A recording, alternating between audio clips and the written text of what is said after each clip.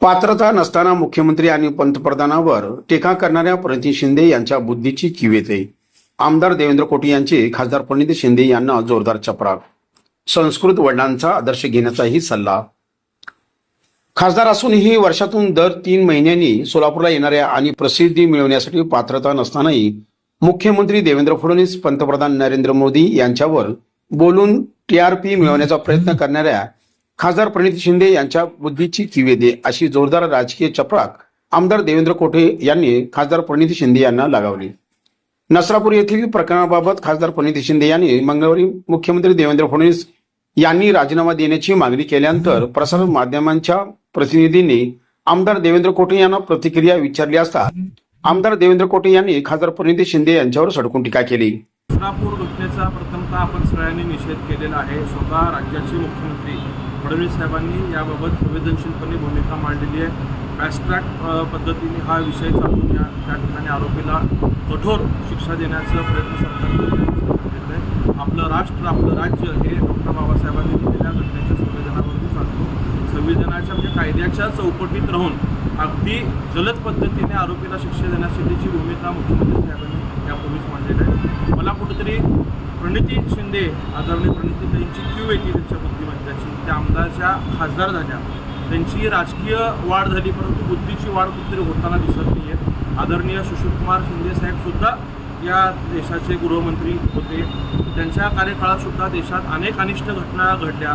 त्यावेळेस याच काही आमदारसुद्धा होता. त्यावेळेस त्यांनी अशा पद्धतीचं राजीनामा आपल्या वडिलांना किंवा संबंधित नेतृत्वाला त्यावेळेस मागितलेला आहे का? कुठंतरी वर्षातनं 4दा 3 6 9 वार्षिक असं सोलापूरला यायचं आणि नेहमीच राजकीय वक्तव्य करायचं. उठसूट पात्रता नसताना मुख्यमंत्री देवेंद्र फडणवीस साहेबांवरती, आदरणीय पंतप्रधान नरेंद्र मोदी साहेबांवरती बोलून टीआरपी स्वतःकडे ओढून घेण्याचा ते सातत्याने प्रयत्न करत असतात. त्यांनी कुठंतरी या गोष्टी थांबवल्या पाहिजे. सरकार आरोपींना शिक्षा देण्यासाठी कटिबद्ध आहे. आपण सगळ्यांनी पाहिलेलं आहे की ज्यावेळेसपासून मोदीजींचं राज्य या देशात आलं, ज्या ज्या ठिकाणी अशा घटना घडल्या असतील क्रूरतेच्या, त्या ठिकाणी सरकारने कायद्याच्या चौकटीत राहून त्यातनं असलेल्या संधीतनं आरोपींना शिक्षा देण्याची जलद प्रतिक्रिया केलेली आहे. आणि स्वतः मुख्यमंत्री साहेब आश्वासक असताना कुठंतरी त्या भूमिका ठेवायचं आले की प्रत्येक वेळेस पत्रकारांचा बूम कुठंतरी त्यांना मला वाटतं जास्त प्रिय आहे आणि ते समोर घ्यायचं आणि अधिक काहीतरी टोकाचं बोलायचं.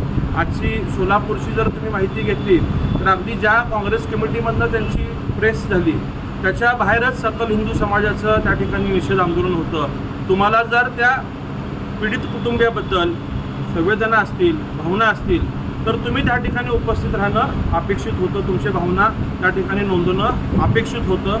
परंतु तुम्हाला कुठेतरी सकल हिंदू समाजाची ॲलर्जी आहे म्हणून तुम्ही जाणीवपूर्वक त्या ठिकाणी जाण्याचं टाळलं आणि केवळ मीडियासमोर भाष्य आपण केलेलं आहे. वास्तविकता मी प्रणितीताईंना पुन्हा एकदा विनंती करेन की लोकांनी तुम्हाला खासदार म्हणून काम करण्याची संधी दिल्यानंतरनं तुम्ही सोलापूरच्या विकासासाठी काम करा.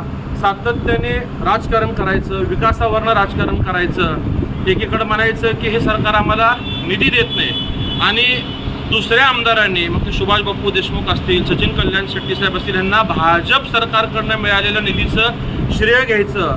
त्यांना एक घाणेरडी सवय की मंजूर होणाऱ्या योजनेचं पत्र तयार करायचं, मंत्र्यांना भेटायचं, फोटो घ्यायचा आणि ते मीच केलं म्हणून सांगायचं.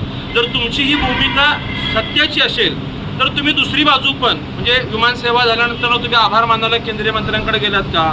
ज्यावेळी सोलापूरला वंदे भारतची ट्रेन सुरू झाली तुम्ही आभार मानायला गेलात का? अगदी बेंगलोर मुंबईची ट्रेन सुरू झाल्यानंतर आभार मानायला गेलात का? ती ट्रेन अन्य शहरात जाणाऱ्या अशी चर्चा सुरू झाल्यानंतरची तुमची भूमिका तुम्ही त्या ठिकाणी मांडली का?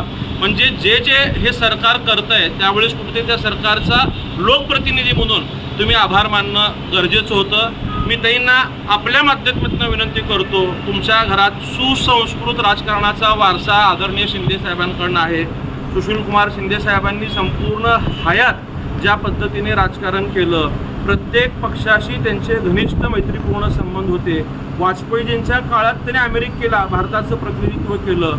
भाजपाचा किंवा विरोधी पक्षाचा प्रत्येक मोठा नेता सोलापूरला आल्यानंतर सुशीलकुमार शिंदे साहेबांशी कशा पद्धतीने संबंध ठेवून वागतो आणि आपण त्याच्या नेमकं उलट विरोधाभासाने वागताय, टोकाची टीका करताय, खालच्या पातळीवरती जाऊन टीका करताय, अपेक्षापेक्षा अवास्तवपेक्षा मोठ्या नेत्यांवरती तुम्ही टीका करताय.